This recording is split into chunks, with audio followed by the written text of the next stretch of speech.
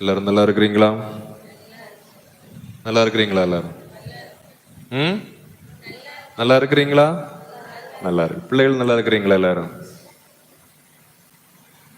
அன்புமிக்க சகோதர சகோதரிகளே, மீண்டும் ஒரு இனிய நாளிலே உங்கள் அனைவரையும் சந்திப்பதிலே மகிழ்ச்சி அடைகின்றேன். ஆண்டவர் நீங்கள் விரும்பி தேடுகின்ற அன்பையும் அருளையும் சமாதானத்தையும் உங்கள் ஒவ்வொருவருக்கும் நிறைவாக தரட்டும் என்று உங்களுக்காக ஜெபிக்கின்றேன். திருவெளிப்பாடு நூல் 2ஆம் அதிகாரம் 4வது இறைவார்த்தை ஒரு அழகான வரியை சொல்லுகிறது.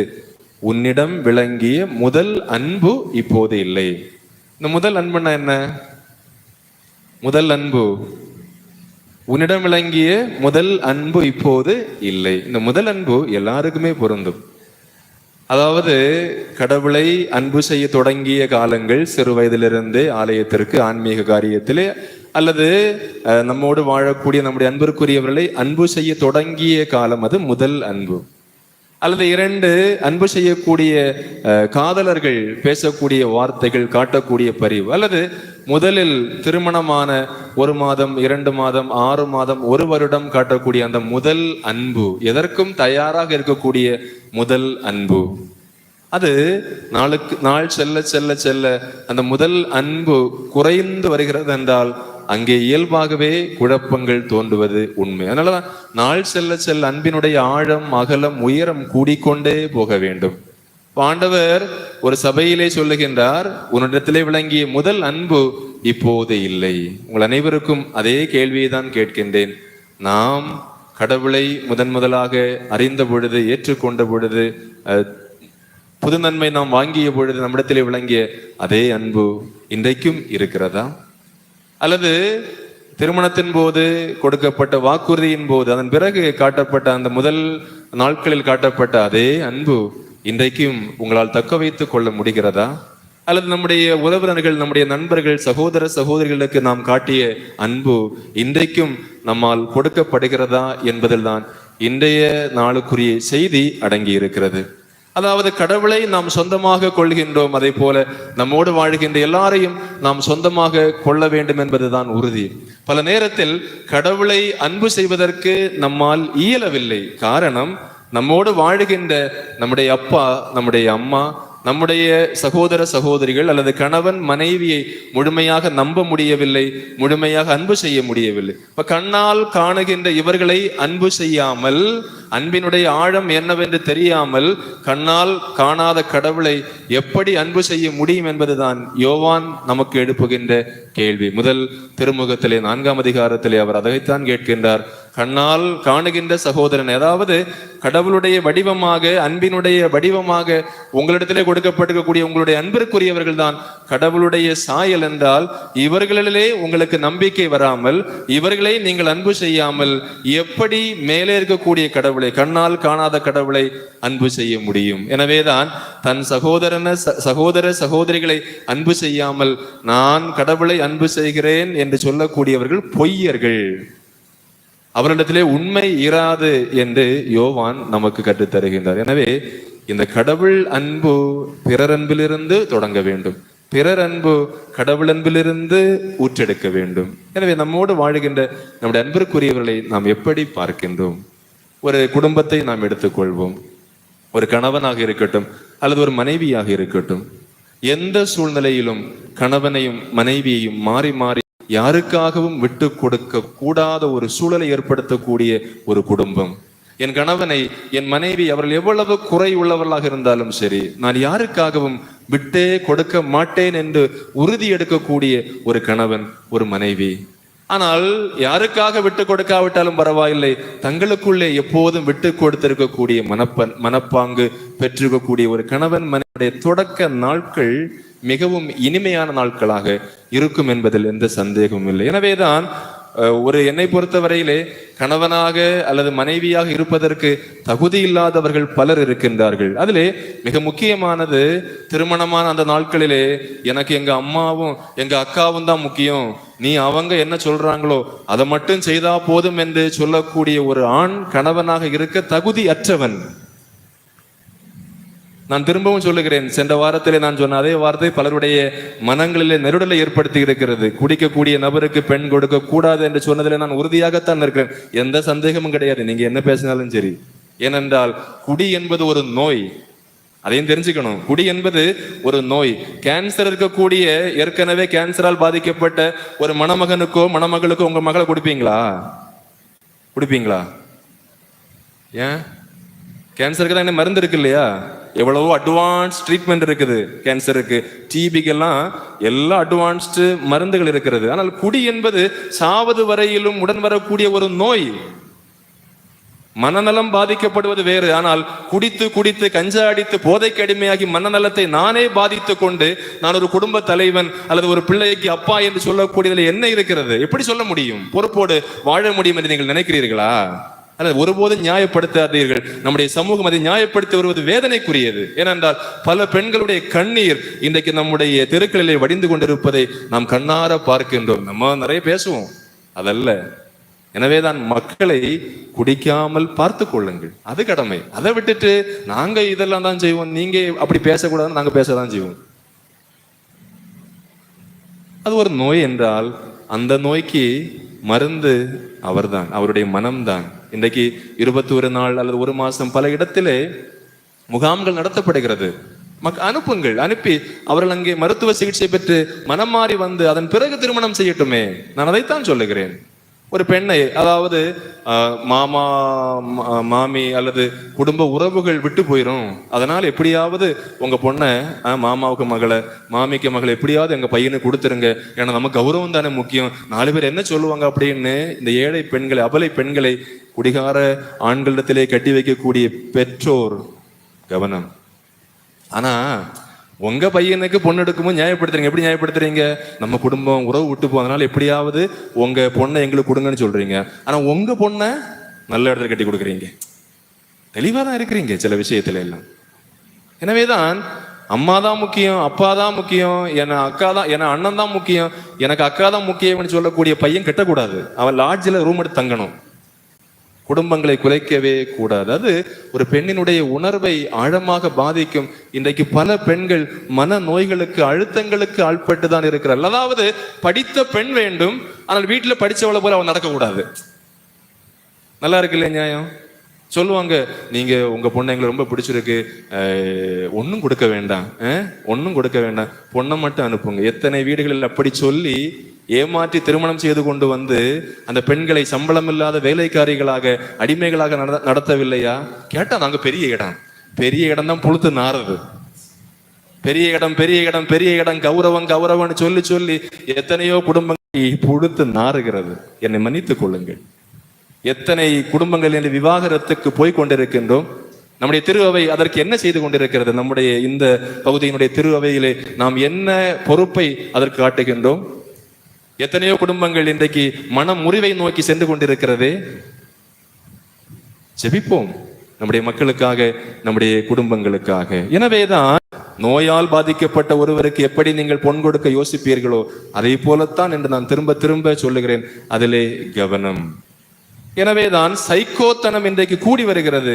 ஒரு பிள்ளையை பொத்து வச்சிருக்கிறாங்க, அந்த ஒரு பிள்ளையை பெற்று வச்சுட்டு அந்த அம்மா எல்லாத்தையும் கொடுத்து கொடுத்து அந்த பையன் சைக்கோவாவே இருக்கிறான். அதாவது நான் சொல்றத நீ செய், அவ்வளவுதான், நானும் எங்க அம்மாவும், நீ எனக்கு அடிமை என்ற மனநிலை தான் இன்றைக்கு அதிகரித்து வருகிறது. அந்த பெண்ணுக்கு சுய உணர்வோடு எதையும் செய்வதற்குரிய ஆற்றல் அங்கே இல்லாமல் போவதை நாம் பார்க்கின்றோம். அது மட்டுமல்ல, சில அம்மாக்கள் என்ன செய்கிறார்கள்? தெளிவா தான் இருக்கிறாங்க. அந்த பையனும் பொண்ணும் திருமணமான நாட்களிலே மகிழ்ச்சியாக இருப்பதை காண சகிக்காமல், மன்னித்துக் கொள்ளுங்கள், சகிக்காமல் எப்படியாவது அந்த பையனை அந்த பொண்ணையும் பிரிக்கிறதுக்கு, என் பையனை நீதான் பிரிச்ச, நல்லா இருந்தான், அப்படி போயிட்டான், இப்படி பண்ண குத்தி குத்தி குத்தி அந்த பெண்ணை அந்த இல்லத்திலிருந்து ஓட வைக்கிறது வரைக்கும் குத்திட்டே இருப்பாங்க. நீ போ, நான் வேற கட்டி வைக்கலாம், நீ போ, நீ தேவையில்லை. அந்த பையனும் சொல்றான், நீ போ, எனக்கு அம்மா இருக்கிறாங்க. இந்த பெண்ணை அடிக்கிற கணவன் அவன் ஆணே கிடையாது. ஒரு பெண், அதாவது மனைவி அடிக்கிறவன் ஆணே கிடையாது. என்னை பொறுத்தவரையில் நம்ம ஆண்மை வீரன் எல்லாம் சொல்லுவோம், அதொன்னும் கிடையாது.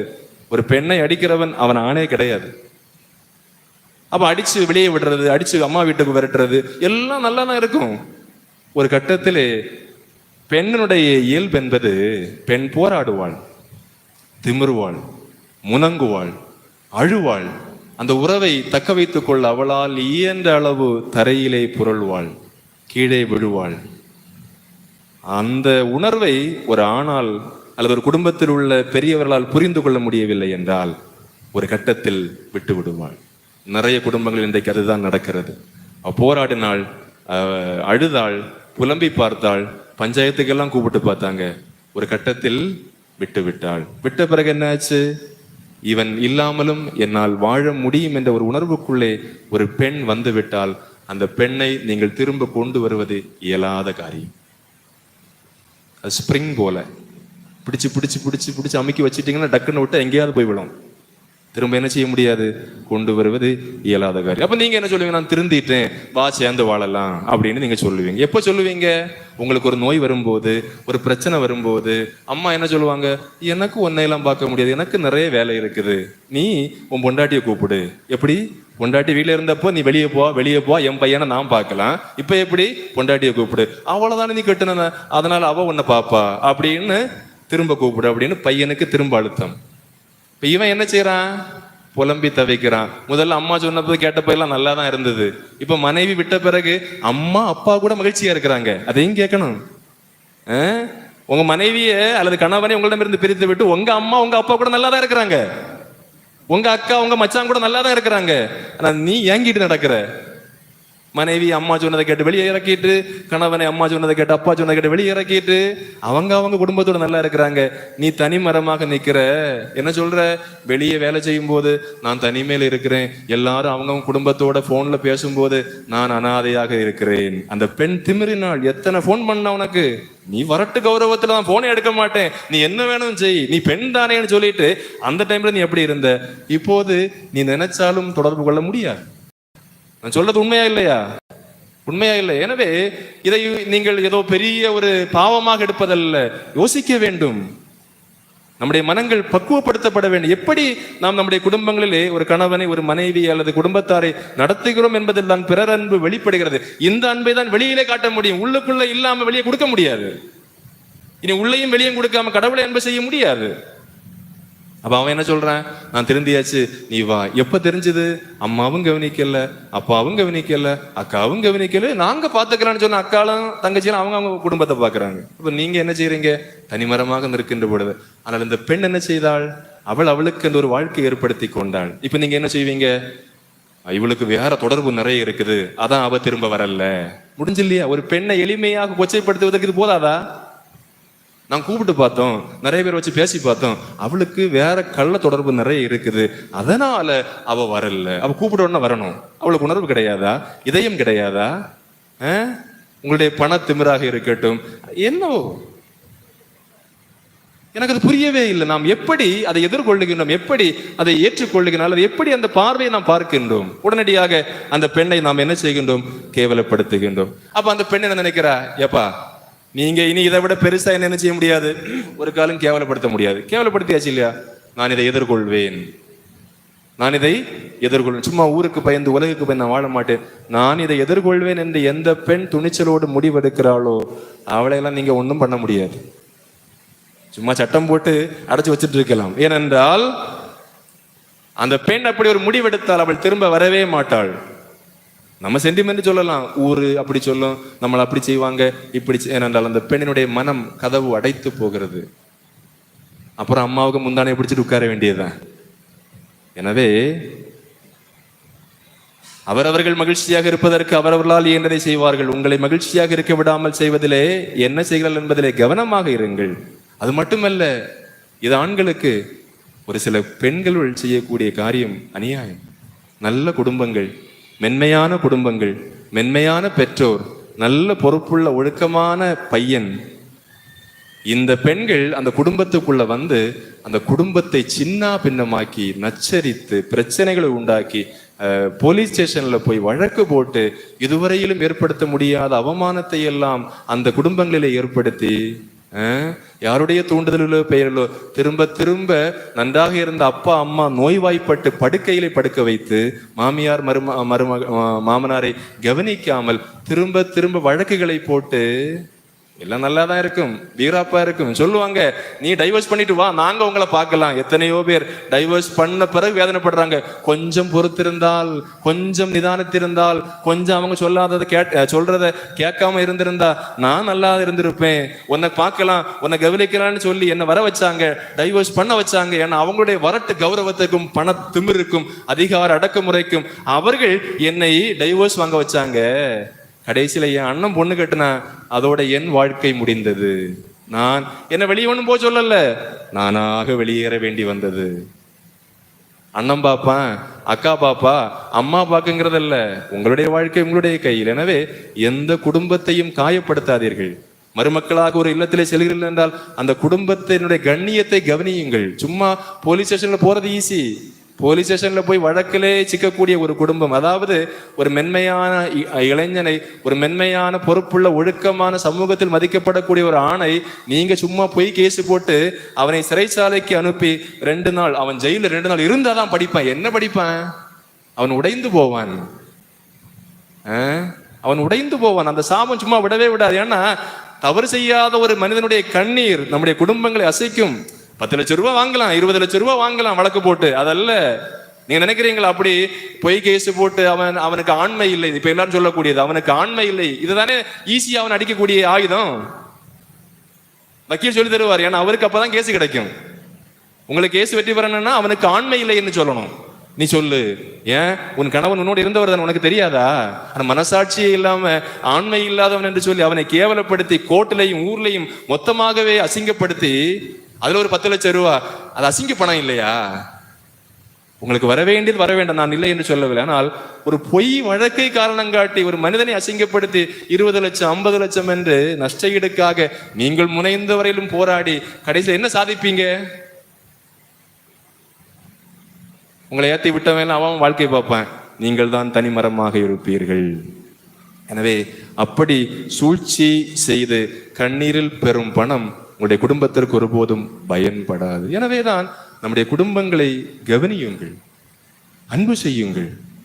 ஆடம்பர வாழ்க்கை அல்ல, வரதட்சணை அல்ல இங்கு முக்கியம். ஒரு கணவனும் மனைவியும் அன்போடு வாழ முடிகிறதா என்பதிலே கவனம் செலுத்துங்கள். அதனால இன்னைக்கு வெட்டிங், மேரேஜ் என்ற 2 வார்த்தை இருக்கிறது. வெட்டிங் என்பது அந்த திருமண நாள் நடைபெறக்கூடிய வைபவங்கள், அவ்வளவுதான் வெட்டிங். இன்றைக்கு இந்த வெட்டிங்குக்கு நாம் எடுக்கக்கூடிய நேரம், செலவு செய்யக்கூடிய பணம், உழைப்பு என்பது திருமணத்திலே நாம் ஒருபோதும் செய்வது கிடையாது. அதாவது இந்த திருமண ஒரு நாளுக்காக நாம் எடுக்கக்கூடிய தயாரிப்பிலே 100ல் 10ல் அல்ல 100ல் 1 பங்கு திருமண வாழ்க்கைக்காக, அந்த திருமண வைபவங்கள் முடிந்து அதன் பின்னால் வரக்கூடிய வாழ்க்கைக்காக நாம் எடுத்திருந்தால், நம்மை தயாரித்திருந்தால், ஆலோசனைகள் கேட்டிருந்தால் நம்முடைய குடும்பங்கள் என்றோ நன்றாக இருக்கும். இது பெருமைக்காக அந்த ஒரு நாள் சேவ் த டேட் என்று போட்டு அந்த ஒரு நாளுக்காக எத்தனையோ லட்சங்களை நாம் கொட்டி தீர்க்கின்றோம். அதுல பெருமை வேற. எங்க பொண்ணு கல்யாணத்துக்கு 25 சாமியார், வேற யாருக்காவது வந்தாங்களா? இதுலயா பெருமை இருக்கிறது? ஏனென்றால் நாளைக்கு தான் வாழ்க்கை தொடங்குகிறது. ஆடம்பரங்கள், விழாக்கள் எல்லாம் முடிந்து போகும். வாழ்க்கை என்பது 2 பேர் சேர்ந்து வாழ்வதில் தான் தொடங்குகிறது. அது கடவுளுடைய கையில் தான் இருக்கிறது. இப்ப சொல்றீங்க இல்லையா, 25 சாமியார் வந்தாரு, அது நாம் செய்ய வேண்டியது. குழந்தை பிறப்பது யாருடைய கையில் இருக்குது? நம்ம பெருமைப்படுத்திக் கொள்ளலாம். நாங்க 40 லட்சம் ரூபாய்க்கு செலவு பண்ணணும், அந்த சாப்பாடு கொடுத்தோம், இந்த சாப்பாடு கொடுத்தோம், ஆடம்பரமா நடத்தணும். இந்த உலகத்திலே யார்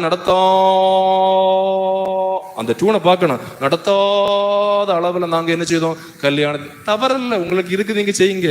ஆனால் கடவுளை அங்கே கைவிட்டு விடாதீர்கள். ஏனென்றால் நாளைக்கு குடும்ப வாழ்க்கை இணைத்ததும் கடவுள், இணைக்க போவதும் கடவுள். குழந்தை செல்வத்தை தந்து உங்களை ஆசீர்வதிக்க போவது யாரு? 1000 பேர் சாப்பிட்டு போனாங்களா? அவங்களா? அவங்களுக்கு தானே நீங்க எல்லாம் செய்தீங்க, அவங்கள காட்டுறதுக்காக.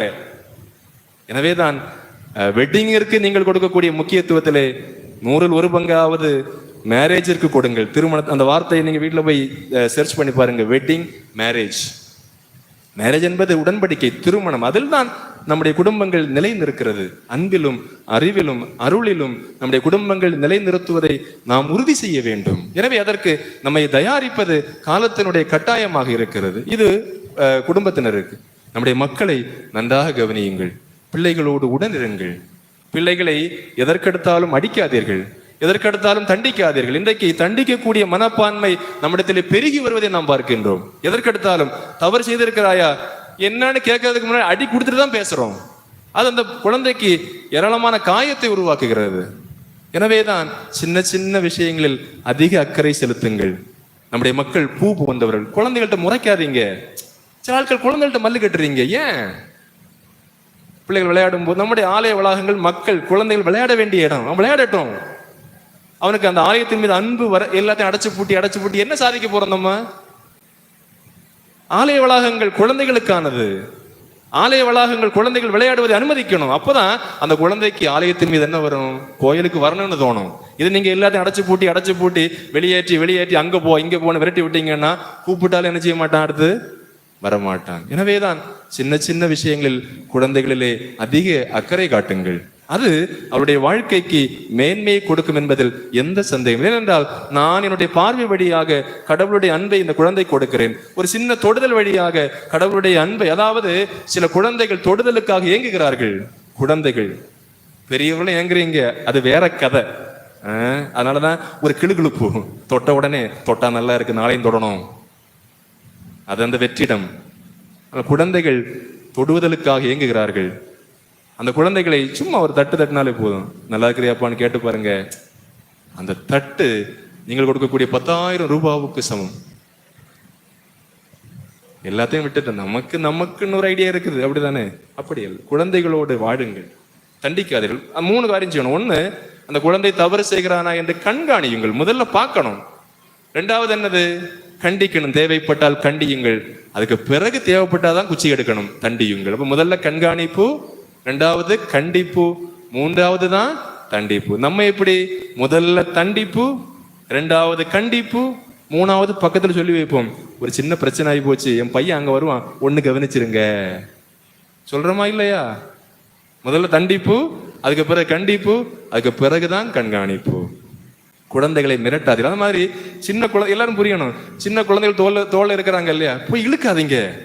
ஏன்னா குழந்தைகள் இவ்வளவு பொருந்தா இருக்கிறாங்க. நம்ம அவங்களுக்கு ஆஜான பாகுவான ராட்சசர்கள். குழந்தைல கன்னத்தை கிள்றது, அவன் நம்ம எடுத்த கூப்பிட்டு வரலன்னா அதை தொந்தரவு பண்றது, அந்த குழந்தைகளுக்கு பயம் இயல்பாகவே ஏற்படுகிறது. அதனால நமக்கு என்னது, 4 பேர் உட்கார்ந்து இருக்கிறாங்க, நான் அந்த குழந்தைய கூப்பிட்டேன், அது வரல, நமக்கு உடனே என்னது, ஒரு இல் ஃபீலிங்.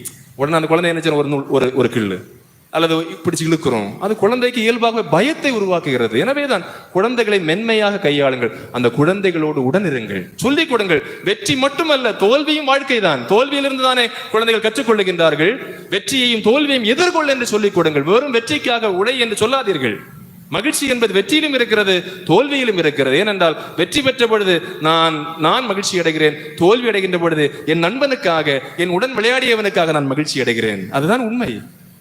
எனவே குழந்தைகளோடு உணர்ந்துங்க. 1903ஆம் ஆண்டு டெரிக் ரெட்மண்ட் என்கின்ற ஒரு ஒலிம்பிக் ஓட்டப்பந்தய வீரர் முதல்ல 400 மீட்டர் ஓட்டப்பந்தயத்திலே அவர் வெற்றி பெறுகின்றார். உலகமே வியந்து பார்த்தது, அடுத்த ஒலிம்பிக்கிலே இவர்தான் வெற்றி பெறுவார் என்று. அந்த நாள் வந்தது.